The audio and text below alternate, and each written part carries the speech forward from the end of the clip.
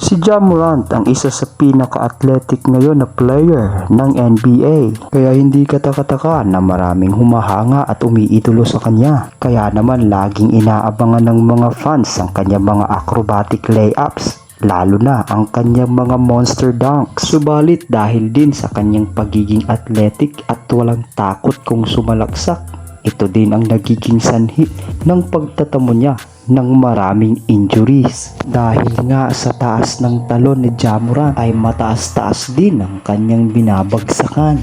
Ito din ang dahilan kung bakit maraming games ang namimiss ni Ja Morant, at ang mas nakakatakot pa ay baka matulad siya sa legendary point guard na si Derrick Rose na maagang natapos ang career dahil sa mga injuries.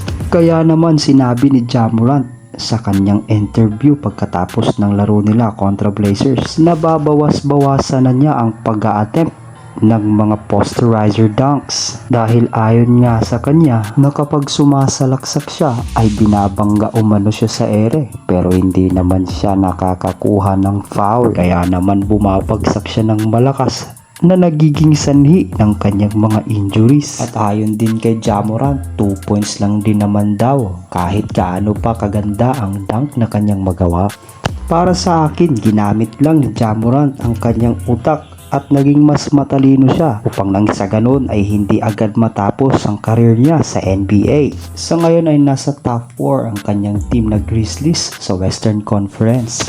Kayo mga idol, sa palagay nyo ba ito na ang huling poster dunk ni Ja Morant sa season na ito? Kung nagustuhan nyo ang video ay paki-like at paki-subscribe na din mga idol for more basketball updates.